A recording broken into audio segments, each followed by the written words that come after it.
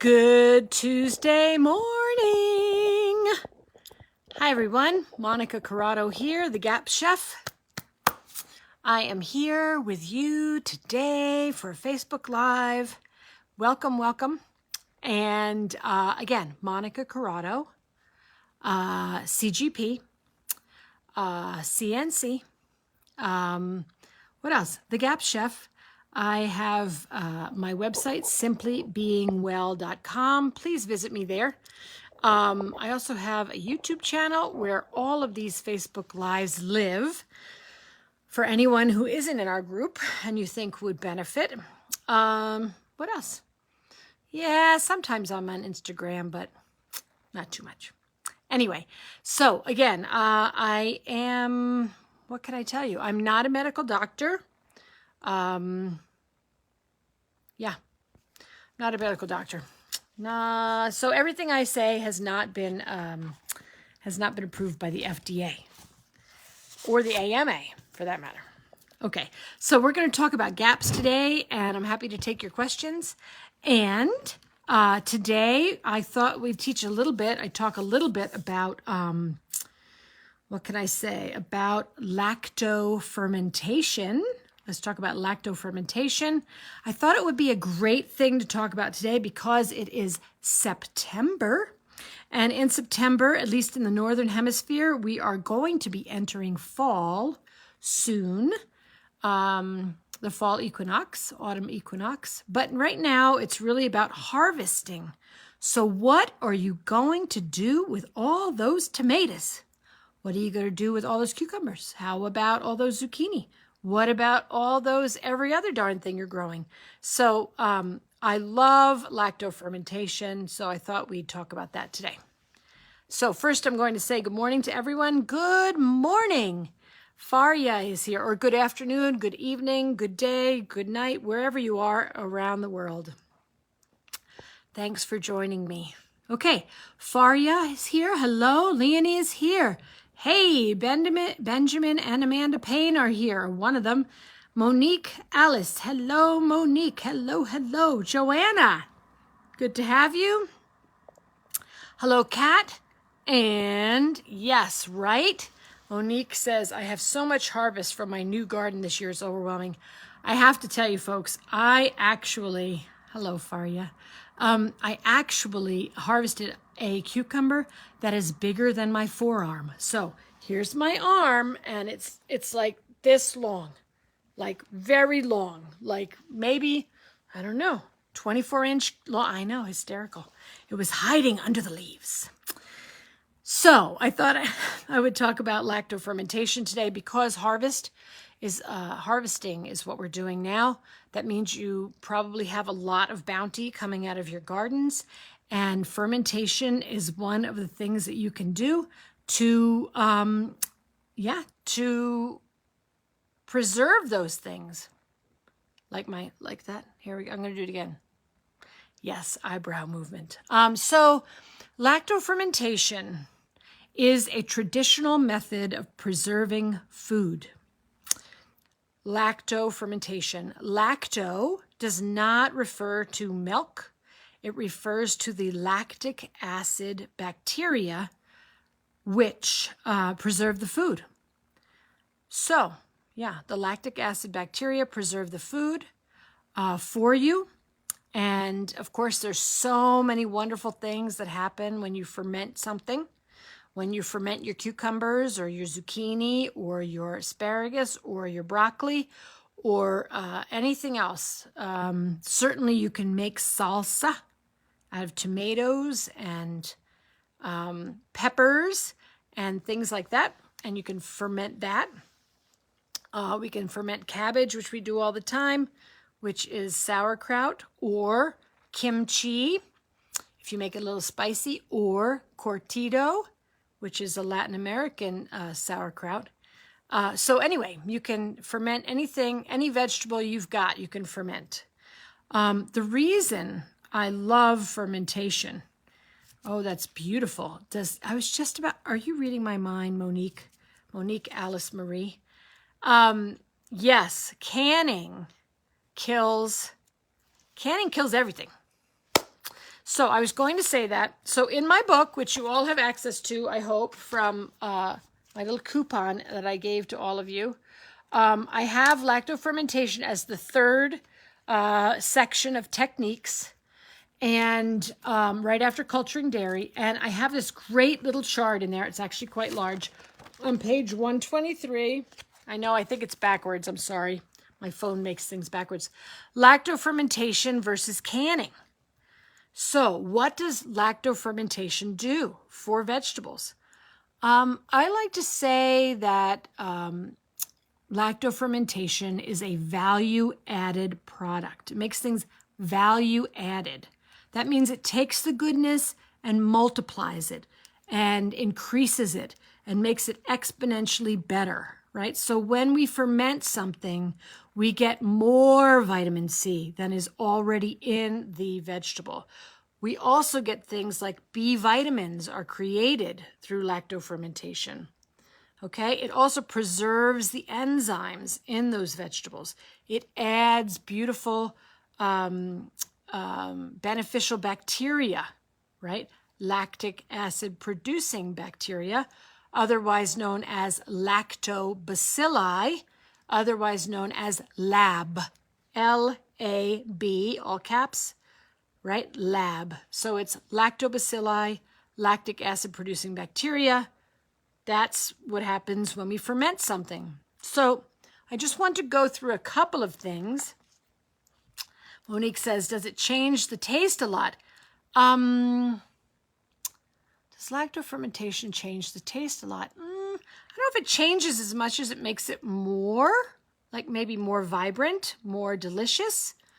I just want to go through a few things here. So ferments contain live bacteria. Canning kills everything, good and bad bacteria. Lacto fermentation pre-digests the food. So not only is lacto fermentation one of these techniques that preserves the food, it also pre-digests the food for you. How wonderful for our digestive systems. It pre-digests sugar, pre-digests cellulose. Cellulose is fiber. Cellulose is what makes up the cell walls. Okay? Also increases vitamin and nutrient content. Yes, we need our vitamins and nutrients. Produces anti-cancer substances. Really? Yeah. Go ferment those cucumbers, right? Or whatever you're going to ferment. Helps to normalize blood pressure. Eating fermented foods helps to normalize blood pressure. It helps to normalize blood sugar. It helps to boost immune system function. Yes, we love that. And in terms of flavor, Monique, it enhances flavor. Yay. All right, so what's the difficulty here with lacto ferments? Ferments need to be stored in cool temperatures. That's the thing. This is why canning won out over lacto fermentation as a food preservation technique. So while canning destroys nutrients, that's high heat canning, destroys nutrients, destroys enzymes, kills all bacteria, good and bad, does not increase nutrient content, etc., right? It is shelf stable. So canning, which does all these things and is nowhere near as good for you or for your foods, for all that bounty, than lacto fermentation is, won out because canning, right, when we kill everything, sorry, that sounded a little extreme there. When we can with heat and pressure, then they can be stored at room temperature. So everything that's in the middle of your store, if you were to take the lid off, right, let's do a little something here. So let's make believe that we are all the Jolly Green Giant or just a big person, And we're really tall. We've grown, we're like 20, 40, whatever. We're big, big, big. And we walk along to our favorite grocery store. And whatever that is, it could be Whole Foods, could be a co-op, could be Safeway, could be wherever, grocery store. One of those places where Dr. Natasha says you can't find any food. Agreed. Anyway, we go to our grocery store, we pull off the lid, the roof, and we look down because we're a giant. We're looking down into the store, right? Everything in the middle of the store, I call the dead zone. Okay? Everything in the middle of the store is in the dead zone. That means there's no life in that food. If you want live food, even though they're starting to be really sneaky about putting dead things in the live zone is the outer part of the store, right? You shop outside the perimeter of the store. That's where the refrigerated stuff is, usually. That's where the vegetables and fruit are. That's where, right? Everything that's live is usually on the outside perimeter of the store. It's not in the middle. The middle is the dead zone. So let's talk about this. Everything that's in a can, now I'm moving from canning in glass jars to a can. Everything that you buy in a can that's in the middle of the store is dead. Okay? The nutrients have been compromised. The enzymes have been destroyed. The good bacteria have been killed. The vitamins have been decreased. It's dead. Everything. So, just want to let you know, shop the perimeter or take what's in the middle and ferment it. Yes, it's true. I am suggesting if you're going to, like for example, you could purchase ketchup in the middle of the store, which is dead. And you could enliven it by fermenting it. Add a little bit of whey, stick it on the counter in a glass jar, cover it up, let it ferment for 2 or 3 days. Now it's live. Right? Wouldn't that be grand? So, if you can just follow me on this, when does canning make sense? Does canning ever make sense to those of us that grow our own food? Does canning ever make sense to those of us who want to be eating live food? I think yes, but it only makes sense when we have such a bounty that, like an overabundance of a crop, that fermentation would not preserve it long enough. I don't know if anybody's following me. But let's say, for example, you have like a huge bounty of tomatoes. Maybe you have a huge bounty of peaches. Maybe you have a huge bounty of cucumbers. Maybe you have a huge bounty of anything else that you grow. Yeah? You could can it, can some of it, because canning will preserve your food forever, literally, unless you break the seal. Right? And then ferment some of it. Maybe you ferment what you know you'll go through in 6 months. Can the rest. And then as you need more, as you finish up your ferments, you could take one of your canned jars of peaches, your canned jars of tomatoes, your canned jars of something, and open that seal and ferment them. And then you've got a live product. Okay. I don't know if that was too much for you all or whether it makes sense. Monique asks me, how long do fermented foods last in the fridge? So I do go over that in the book, but I'll tell you here, the length of time that ferments last in the refrigerator. So you've fermented them on the counter or at room temperature, and then you store them in the refrigerator, or you could store them in a wine cellar, or you could store them in a root cellar, or you could store them anywhere where it's going to be cool enough so that they won't explode, right? So the length of time that ferments last in the refrigerator is directly related to the amount of sugar in whatever you just fermented. For example, If you make a chutney made from peaches, or maybe you make a yummy jam that's made out of berries like strawberries or blueberries or blackberries or boysenberries, right? So the higher the sugar, the lower the amount of time that it will last in the refrigerator. Okay? So the higher the sugar, the lower that it will, the less time. So more sugar, less time. For example, again, cabbage, very low sugar. Cabbage will last in the refrigerator for a year, 2 years, right? So that's kind of your spectrum. That's your scale. So high sugar means short amount of time. Low sugar means long amount of time that it'll last in the refrigerator for you. All right, let's see what else we've got for questions. Let us see who's got questions. Hello, hello, hello. All right. Hello, Hamda. Hello, honey. Okay, let's see. Hello, Tara. Hello, Caroline. Hello, Dawn. Hello, Umu.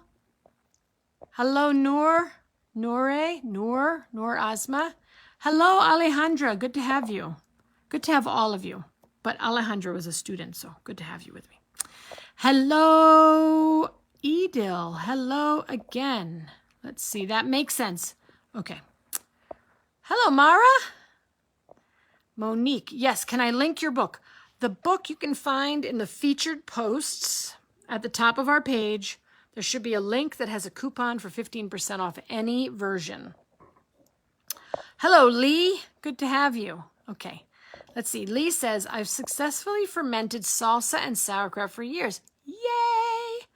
But when I followed the instructions in the 2 GAPS books last year, that would be yellow and blue, I'm betting, to make a jar each of cucumber, radishes, and carrots, it was so salty no one could eat it. Okay, I hear you. So, Lee, go here. Oh, actually, go here. That's beet kvass. How beautiful is that? Beet greens, beet kvass. Yay.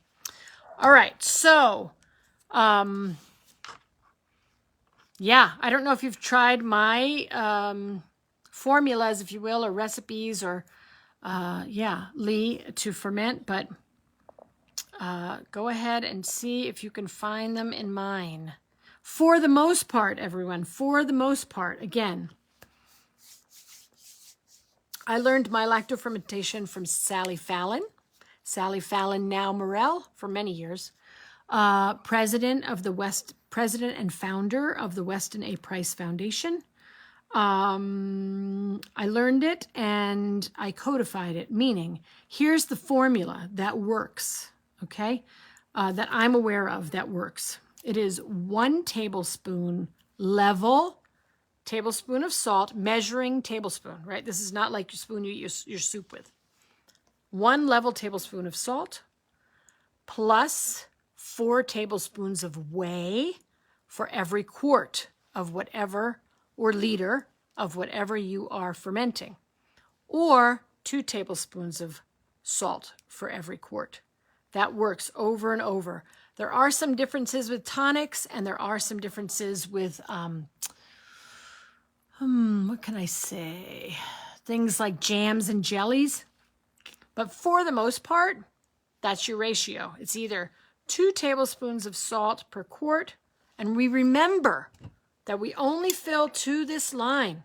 I'm finding people who are filling way up, and then there's no room for the expansion that happens when the ferments, when the vegetables or fruits or whatever you're doing ferment. You need to leave about 2 inches of space between the top and the ferment. Okay? Don't do it all the way up here, please. Right here. 2 inches. Yeah? So it's either 2 tablespoons of salt per quart. Everything needs to be under brine. Of course, ketchup is not under brine, but that's a condiment. That's a puree. Okay, so everything needs to be under brine. Brine is what? Brine is water plus salt. Yeah, so everything you're fermenting must stay under the brine.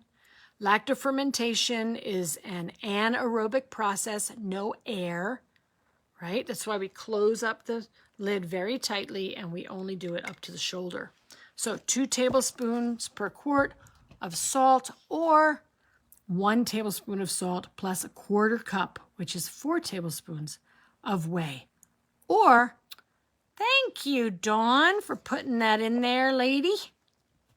Okay, very sweet. I hope that was helpful. All right, let's see what else. We've got Joanna saying, hello, Joanna. I have a friend who says she is allergic to fermented foods. She says it's called Asian flush. Her son also has the same condition. They can tell when he has been drinking because he turns red. I think that's as bad as the symptoms get. Redness. That would be a histamine response. Red. Yeah? They flush. Could be a histamine response. Maybe what they need to do is ferment. That's really good, Joanna. Let's see. So usually redness and flushing usually have to do with histamine response. And so ferments are high histamine foods. Did everybody know that? I hope you all know that. Unless they've been fermented long, which is why Dr. Natasha suggests that people, if you have histamine issues, that you go ahead and ferment your cabbage for 1 year to 2 years before you introduce it. So that may be it. If you are having someone who is very, very uncomfortable with ferments and they are having these flushes, you may want to work with them or suggest they go ahead and work with a probiotic before they work with ferments. Yes. Can this be addressed by just adding tiny amounts? Yes, you can absolutely add tiny amounts. Remember, folks, you are in the driving seat, right? Or the driver's seat. You are in the driver's seat. So when you're introducing ferments to anyone, yourself, your child, your spouse, your mother, whoever, yeah, you are in the driver's seat. You get to introduce as much or as little as you like at any given time. I'm always saying introduce less. Why? Because we don't want a big response. We don't want a big, I don't usually. I'm not comfortable with a big die-off reaction. So I suggest that people, start with a little bit. Sometimes it's a drop of sauerkraut juice in 8 ounces of water. And then you take a drop of that. So slow and steady. You can certainly take things tiny, tiny amounts. Yes, you can very much do that. The other thing that's interesting is turning red. Sometimes that's a B vitamin response, right? Isn't that called a niacin flush? But I don't think there's enough B in ferments that would cause. I just don't think that's the reason. All right, let's see. Who's next? Anybody? Caroline. Hi, Caroline. I'm having a hard time getting the white dairy part out of my kefir whey to ferment vegetables. What is your method to get totally clear whey? Sure. So I'm assuming that your kefir is homemade. So let me start in a different place. When we make any cultured dairy from raw milk, for anyone who's working with raw milk, it's going to be runnier or more runny, more liquid, less set up, if you will, than using pasteurized milk, whether it's yogurt that you're making or kefir. All right. So how do you get totally clear whey? You use a very, very tight weave cheesecloth. So tight weave, like tight, not loose weave. Loose weave would be loose, tight weave. You can also use a cloth. I love flour sacks. Those are cloth. I love linen dish towels, linen napkins, linen dish towels. How about a t-shirt? Something that's a really tight weave, because we need to capture all of the milk solids. That's what the white dairy part is that you're talking about, Caroline. We need to capture all the milk solids in the cloth. So make sure it's tight weave.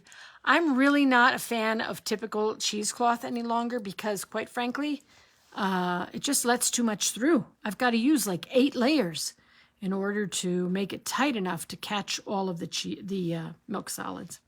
So I like things like, again, flour sacks, cloth nut bags, tight weave cheesecloth that you can find online.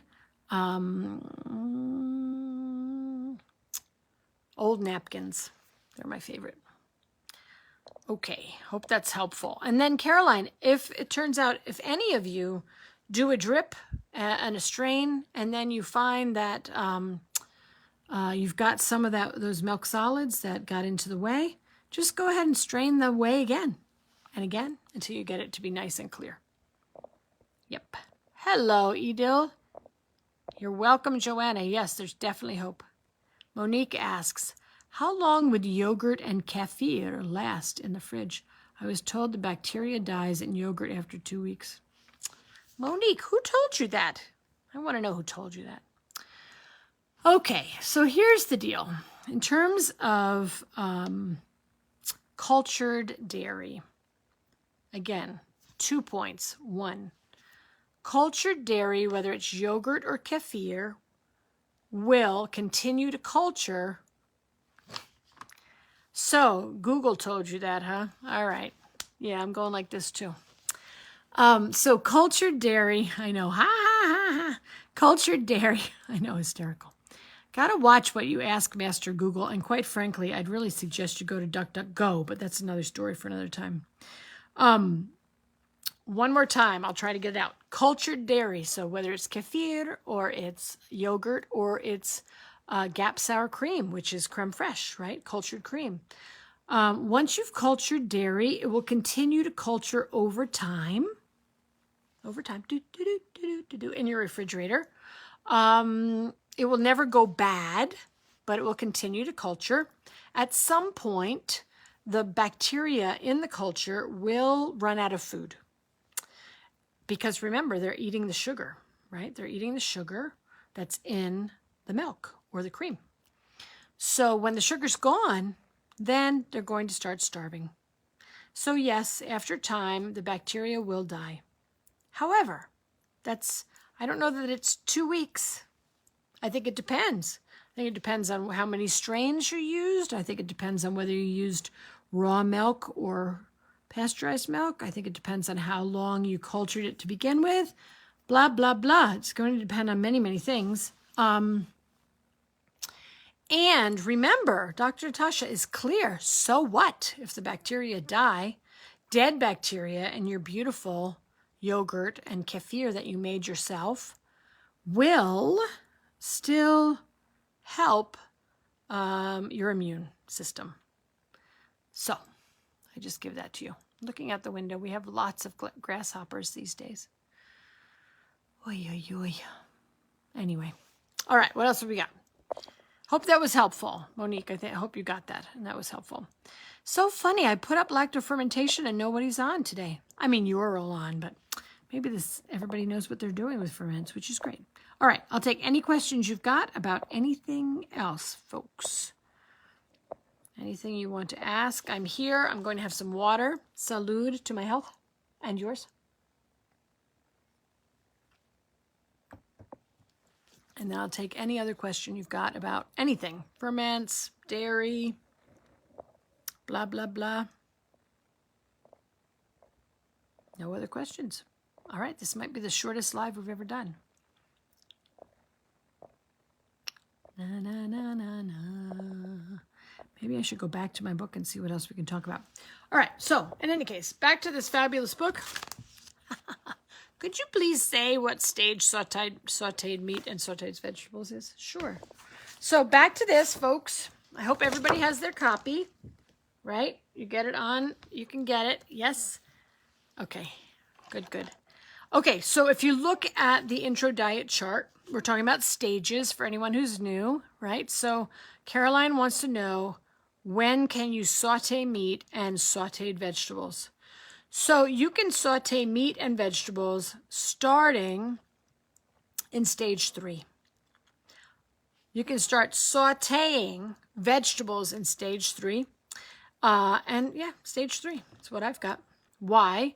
Because we're sauteing, we're cooking eggs for the first time in fat on stage 3. So that's technically a saute. So that's where you can start that.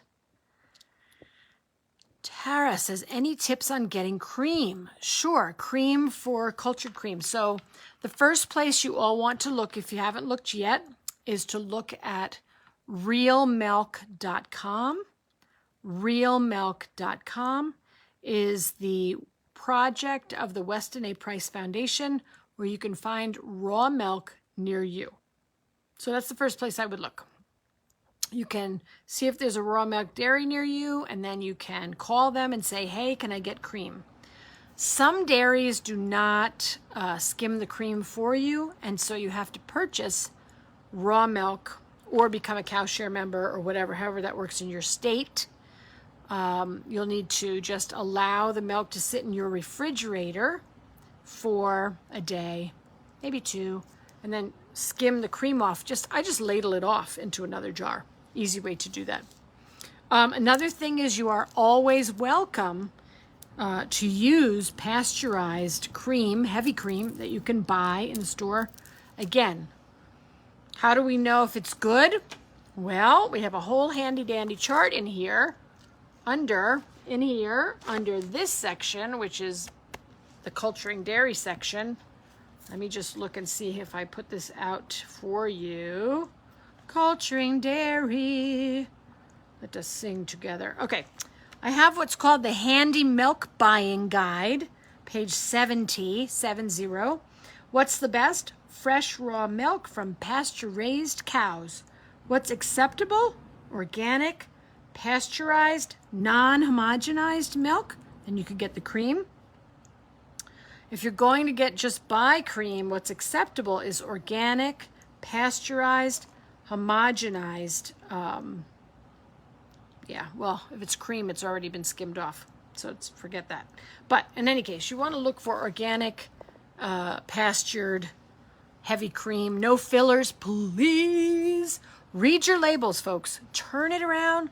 Look at ingredients. I'm just saying this because the other day, I actually went to the store. Yes. Looking for butter. Yes. And I picked up a package of organic butter because I love to read labels, because that's what we do. And do you know they're adding natural flavorings to organic butter now? What? Please read your labels, folks. So make sure that if you're getting cream, it literally just says heavy cream. If you're going to try and culture it for Gap Sour Cream, otherwise known as cultured cream or creme fraiche. I hope that's helpful, Tara. Hey, Rachel. Rachel made it. Woo! Can stock turn into oxalates in the body? Not a ferment topic, but a question. Not to my knowledge, Rachel, but I haven't actually looked that up. When I think about oxalates, I'm always thinking about things like spinach and beets, right? I do not have that answer. I don't know, but if you find it, let me know. My understanding is that oxalates have to do with things like dark green leafy vegetables. So one more time with feeling, we know that in the blue book, Dr. Natasha talks about kidneys, and she says that if you have kidney issues, you do want to watch the oxalates, the amount of oxalates that you're taking in. That would just be under kidneys. I'm not sure where she put it. Let's take a look. Kidneys, but I did see it. The liver and the lungs, I love. Hold on. I bet it's under A to Z. 409, A to Z. Let's see. Does she have kidneys in here? K-I-D-N-E. Kidney problems, page 429. She does say watch the oxalates if you have kidney issues. If you don't have kidney issues, then my understanding is we just push on through. Push on through to the other side. Sorry, that's the Doors, and the song is Break On Through. Okay. How awful is it? Okay. Lee asks, so how awful is it? You're cracking up at me. I'm glad somebody laughed. All right. To use pasteurized. All right, everybody's laughing. Excellent, excellent. Okay. How awful is it to use pasteurized cream for sour cream? It's not awful. Just we remember that I'm always talking about the scale, right? There's the scale. The best, the Cadillac or Maserati or Porsche, what's your favorite thing, right? The best, if you will always be fresh milk or fresh cream, raw, fresh cream. Nutritionally superior always to pasteurized. We could go on and on about what happens during pasteurization. I'm happy to do that if people want to. But it's not awful. Some people can't find raw milk or access raw cream in their area. So what do? We do the next best thing. We find pasteurized cream, organic, grass-fed, no fillers, right? And we use it. Not ultra high temperature pasteurized, no UHT on it, and we use it to make our cultured cream. We bless it and go. We say, yay, because that will be far better for you than any store-bought sour cream will ever be. We remember, I hope everyone, that GAPS really works best. Again, wherever you are is perfect, but GAPS works best. I'm saying that. Dr. Natasha doesn't say that. It's my clinical seeing. Works best when we make things ourselves. Homemade sauerkraut versus Bubby's, right? Homemade cultured cream or GAP sour cream versus something you buy. We are supposed to be making everything homemade. So you get the best quality raw materials you can. So in terms of cultured cream, that would be the cream, right? Raw cream. If you can't get that, get the next best thing. Make sure you culture it yourself. So don't worry. Just do the best you can and bless it and go, everybody. All right.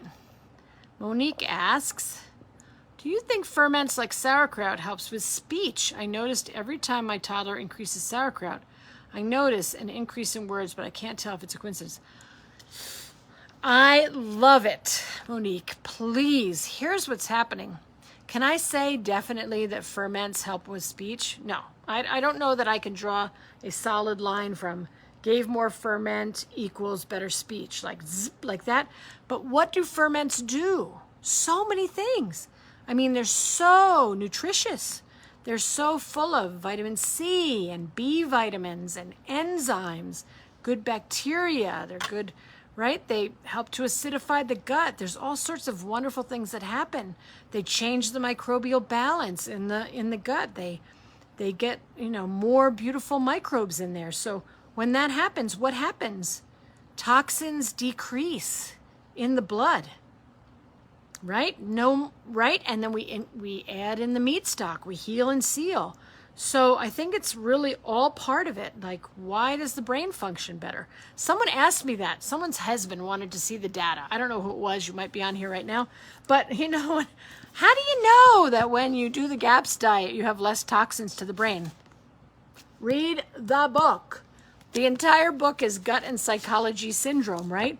It's got how many pages of references? 1, 2, 3, 4, 25 pages of references that talk about when you heal and seal the gut and you change the gut flora, to beneficial gut flora, that brain function increases. So, yeah, this is the thing.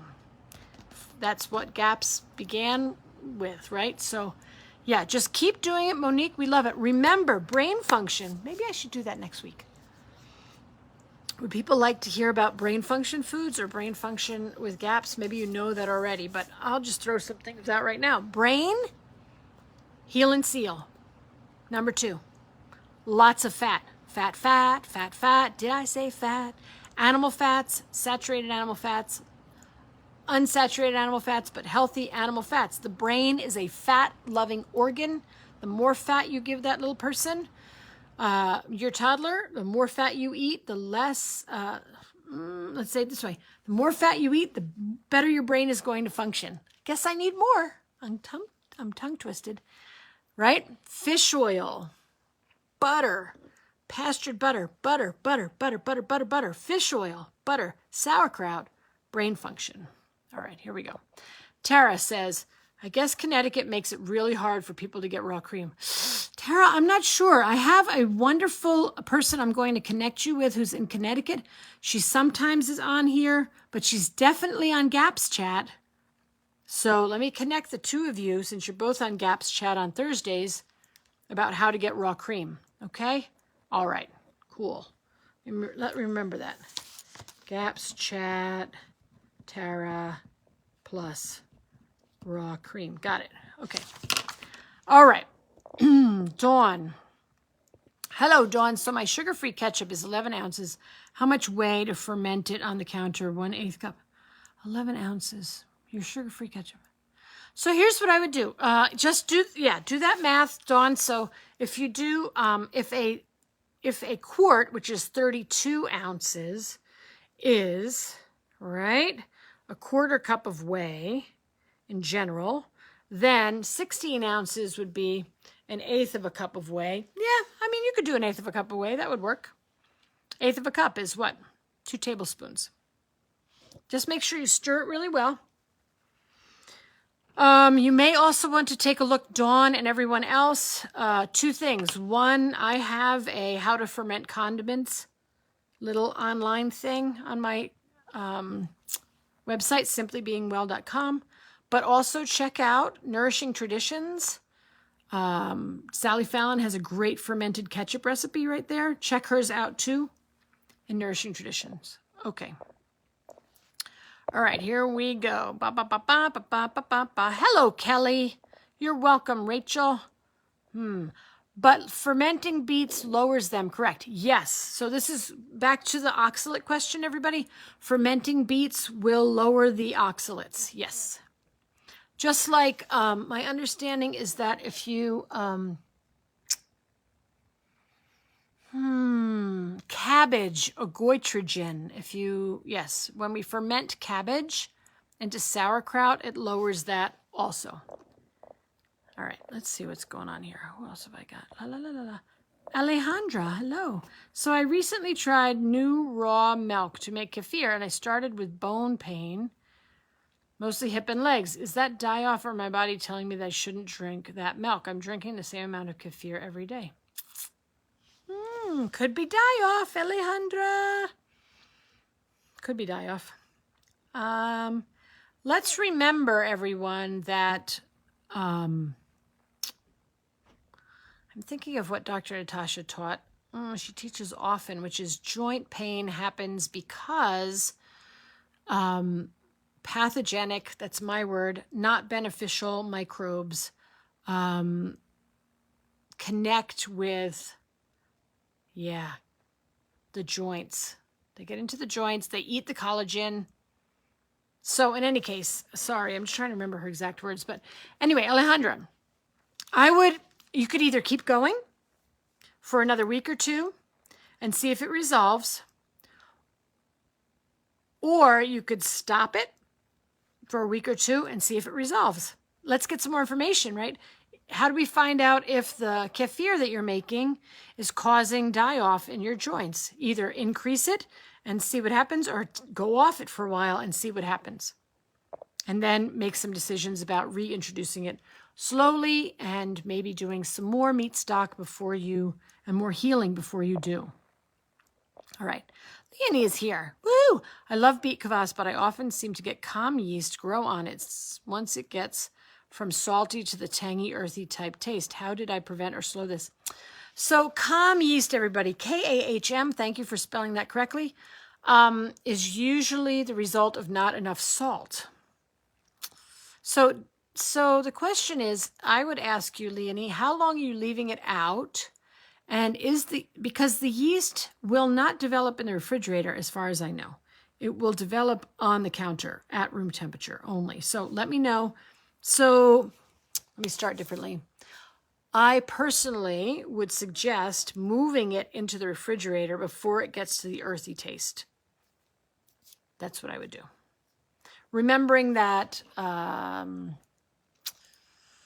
Certainly the Weston Price Nourishing Traditions beet kvass recipes are 2 to 3 days on the counter, and then into the refrigerator it goes. So you could do that and see if it prevents it. What have I got?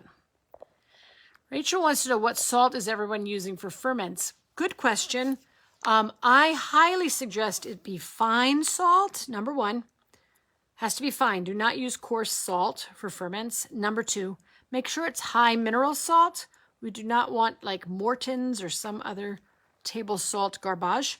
And number 3, I would go listen to my salt Facebook Live that I did last week. I have salts listed on my website if you want to take a look. Redmond Real Salt, Celtic Salt Fine, Baja Gold Salt, etc. Hello, Josephine. Woohoo! Let's see what else. Yes to brain function. Yay! Shannon says, hello, Shannon. Dawn says, yes to brain function. Shannon says, eating my fermented beets now. Yes, love to hear about brain function. Excellent. All right. Alejandra asks again, for people with nightshade sensitivities, would fermenting the veggies make it less of a problem for an arthritic person? I would try it. We have to remember, like, the one thing I didn't say at the beginning is that fermentation is like magic. Like, there's so many things. So you take some veggies, you put it in a jar. You put in some salt and you put in some water. And then there's all sorts of alchemy that happens. Cool things happen. You know, we've got bacteria that grow, and we've got more vitamins are added and increased, and it's just such a wonderful thing. And so could those nightshade vegetables become easier for people to handle, for people that have arthritis and joint pain from nightshades? Yes, for sure. All right. Let's go back here. La, la, la, la, la. Okay. Joanna asks, how about sauerkraut for use in an enema? What conditions does that help? Hello, Mara. I would not use sauerkraut in an enema because it's too chunky. I would use sauerkraut juice in an enema. What would sauerkraut juice give you? So this is really good going there, Joanna. You can, folks, put lots of things into enemas. People do meat stock enemas when they can't actually digest meat stock, or when they're very depleted. Meat stock enemas. People do kefir in enema water. People do yogurt in enema water. Certainly cabbage tonic or sauerkraut juice could go in. What does it give you? All the things that are in that ferment. So it would give you good bacteria. It would give you B vitamins. It would give you vitamin C. It would give you all those enzymes. You know, certainly you could do that. Yes. Okay. Caroline says, my daughter is 5 and has been on GABs almost a year. She is symptom-free. Is everybody like, let's have a party with that. Let's get some yays. She is symptom-free for almost 6 months. Yay. We have been on full GAP since she was symptom-free. We still continue giving her 2 to 3 cups of meat stock a day. Excellent. However, I was wondering if it is necessary for her to continue the 2 to 3 cups of stock for the entire 2 years, or can we go down to like once a day at some point? Yes, you can. You can go down and see what happens. Yeah, you don't need to, for the most part, my understanding is once we move on to the full GAPS diet, we want to have adults at least a cup to 2 cups of meat stock a day, continuing on full GAPS. So that you could have just as a beverage. For your 5-year-old daughter, yeah, a cup would be a good amount to continue on, I would think. Hello, Kelly Clark. Yes, we do need a t-shirt. Bless it and go. That's darn right. For anyone that works with me or has heard me in any other forum, I try to tell people over and over again, do the best you can and then bless it and go. What does that mean? It means, did you do the best you could? Yes. Okay, then give the rest to God and go for it. Do not sit there worrying about, I don't know if I did it right. I don't know if I did it enough. I don't know if I made a good decision. I don't know. That'll split you into a million pieces. Be a great big mess. So just do the best you can and then go. Carry on. Hello, Christina. Shannon says, it was me. He's so skeptical. I know this is true. It was you? Okay. Thanks, Shannon, for fessing up. All right. Okay. Let's see. Okay, let's see. Monique asks again. Let's see. So my toddler eats lard. Yes. I wish I had more moms letting their toddlers eat lard. Okay. If you can't eat lard for religious reasons, which is fine, please eat tallow. One or the other. Okay. My toddler eats lard by the spoon multiple times a day. Is that a good enough variety of fat for him? I have asked both farmers I get my meat from, and they won't respond to getting beef fat for some reason, but I have plenty of pork fat. Pork fat is great. Is it enough variety? Let me start in a different place. Number one, eating lard by the spoon multiple times a day is excellent. I love it. It's wonderful. I support that. I think it's great. Why? Because lard from pastured pigs is very high in vitamin D. I wrote an article on that. You can check it out on my website. I did that probably 2 years ago about the benefits of lard. If you want more info, let's see. So I love that he's eating lard. If you want to mix it up, yeah, I mean, it would be great if you could cook in other fats. Like maybe you could cook in duck fat or cook in chicken fat or cook in lamb tallow, bison tallow. Put extra virgin olive oil on some stuff for him. Just mix it up a little bit. But that's great that he is doing that. I love it. It's wonderful. Everyone, let your children eat lard by the spoonful. Okay. All right. So Leonie asks, I have the yeast layer develop in the fridge, but I usually ferment it for 4 or 5 days until the liquid goes fully opaque. So this again, the word according to Monica when I teach fermentation. Oh, by the way, live classes coming next year. Who wants to come? Yes, I have a kitchen and it's going to be in Colorado. All right. Anyway, let me know. Anyway, in my live classes, I teach that if you use a 2-piece lid, you should be able to put it in the refrigerator when you can't push the lid down, right? That's usually 3 days at room temperature-ish. So you could shorten it. You don't have to wait until the liquid goes fully opaque at all. I'd like to see what's going on with the lid. If the lid can't be pushed down, stick it in the refrigerator. Maybe try 3 days and see if you don't develop that yeast layer. Let us know, Leonie, how it goes, eh? Okay, good. Okay, Faria says, do you think passing too much wind when increased milk kefir is a sign of a die-off or a reaction? So it depends on if the wind stinks. Passing wind, farting, flatulence, etc., usually is the sign of the body, the digestive system, having a difficult time digesting. If the wind stinks, like you just cleared the room, it's very smelly, that means that you do not have enough probably means you don't have enough stomach acid and the protein is putrefying. I would wonder if you are fermenting your kefir long enough. That's something that I would think about. So if anyone's gas smells, and we all know people that have smelly gas, unfortunately, that means that protein is putrefying in the gut. You need hydrochloric acid or organic bitters or something to help you digest that protein. Okay. Juice. Joanna said juice. I meant to say that. Laugh out loud. What did you say? I'm not even seeing what you're saying, Joanna. Let's see. Joanna said, where are you, Joanna? You're way up here. How about sauerkraut? Oh, juice. Okay, I gotcha. Yes, it was sauerkraut juice. That is funny.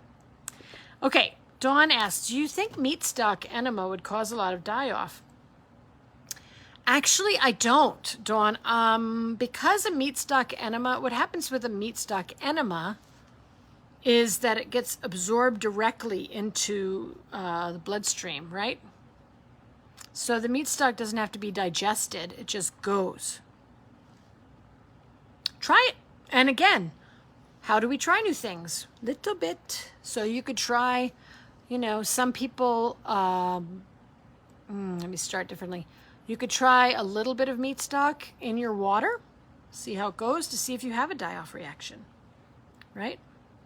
Other people just do meat stock in the enema bag or bucket because we have so many people that are so depleted that it's a very restorative thing to do. Okay. Let's see. Mara was commenting about the idea of fermenting nightshades. I've basically been avoiding them and I'm aware of less joint pain, but let me get back to you when it's cold. Yes, let us know if you're still doing well when it's cold. The other thing is, everybody, if you've got joint pain, what could you do? How about, are we all adding turmeric root, Turmeric, turmeric root into our meat stock? Are we cooking with turmeric? Are we making turmeric teas? Remembering that turmeric and fenugreek seed are the combination. Everybody thinks it's black pepper, but it really isn't. It's turmeric and fenugreek. Let us know, and let us know, Mara, if you ferment the nightshades and it makes a difference. We'd love to know about that. All right, what brand of camel milk are you using? Please share. I am not using camel milk. Oh, there she is. Christina says, I think that camel kefir is making us feel good. Excellent. Once I know for sure, I will make a post. Excellent. I am curious, what is the difference in the various animal milks? Did you take my dairy class, Christina? I don't think so. My culturing dairy class will be up. Let's see. My meat stock class will be up by the end of September. My culturing dairy class will be up by the end of October. So take a look at it. What's the difference in various animal milks? Goat versus cow versus camel. Yeah, it has to do with the fat content. It has to do with the casein. Different things. Yep. I'm very happy to hear that it's working, Christina. Excellent. Planning to ferment pickles, Rachel says. Your book says 3 days on the counter, then to the fridge. Should they be done by 3 days on the counter? Yep, they should be done by 3 days on the counter, but remember, it's all about, does the lid get pressed? Is the lid taut or not? That's the 3 days. Could be longer. Okay, so Christina, if you could throw into the comments what brand of camel milk you are using, please. That would be helpful. Okay, Josephine. Hello, Josephine. After 6 months on GAPS, the sauerkraut gives me sour attacked teeth. What does that mean? Trying coconut oil after, but still. I'm not sure what that means. Does that mean that doesn't feel good to you? All right, can I replace it, sauerkraut, with beetroot kvass? Do you mean in the diet? You could certainly use beetroot kvass in an enema, yes. And certainly you could have it in your diet. Please take a look, everybody. I have a really, I think, really good article called something about the difference between beet kvass and cabbage tonic, what they are, when to use them, what their benefits are. It's under featured posts on our page. So you can take a look at that. Hopefully that's helpful for everyone. All right, let's see. Where are we? Nightshades. Okay, good. All right, I think we're good with all of that. All right, whoever asked, I am using raw milk that has been frozen. It looks and tastes weird, but okay when fermented. I can't contact the same dealer yet. It is from M.O., Missouri, but I will update it. Okay. Looking at a recipe for preserved lemons, what may be some of the benefits or recipes with them? Preserved meaning fermented lemons, Rachel? Question mark. Okay. Last question is from Leonie. We are over time. Let's see. Lymphatic drainage massage made a huge difference to my RA joint pain. Excellent. All right. Here's what I'm going to ask you, my dear friends. Yes, fermented. So whenever you ferment anything, it's going to make all those good things that we talked about at the beginning, right? Lemons specifically Lemon is so good for your liver. It kicks off liver enzymes. So you can put lemon in anything, with anything. You can eat preserved lemons with anything. Would be beneficial. Certainly lemon with lamb, lemon with fish. I would look at Nourishing Traditions. If you don't have that book, get it. It's got, I know Sally has a recipe for preserved lemons in there. All right, everyone, couple things. Number one, I hope you're all going to join me for the Weston A. Price annual conference called Wise Traditions. It is in Knoxville, Tennessee. It is the third weekend, I think, in October, and the early bird rate is still available until the 10th, which I think is like this weekend. Today's Tuesday. So, Knoxville, Tennessee, Weston A. Price Foundation Conference. They totally do GAPS compliant foods. If people have questions about that, shoot me a note. I'd love to have you there. Meet me there. It's going to be a lot of fun. Just wanted to let you know that they have an early bird rate and you can save money if you register before the 10th of September, which is 5 days from now. All right. Also, if everyone could send me a note on the page, just go, tag me, Monica, at Monica Corrado. Just tag and say anything you'd like to talk about on a GAPS chat. Let me know. We'll do some. All right, everyone. It's been wonderful to be with you today. Wait a minute. Mara has one more. I will be having surgery. Oh, no. I'm sorry. I'm sure it's fine. One of the docs specifically asked if I take a lot of turmeric, it thins the blood. I do use a little. Okay, so have your surgery, Mara. I hope it goes well, and then jump on your turmeric after you have healed. Yes, Weston Price, Wise Traditions Conference. Want to. So far, not working out. Most awesome conference, yes. Great food and speakers, yes. All right, folks. All right, I will see you all a week from today. On Tuesday, same GAPS time, same GAPS channel, right? 11:30 Mountain, Tuesday. Bring your questions and do let me know on the page if there's anything specific you'd like to cover next week. Okay. Be well, everyone. Take good care. You're welcome. You are welcome. All right. See you then. And until then, bless it and go. All right.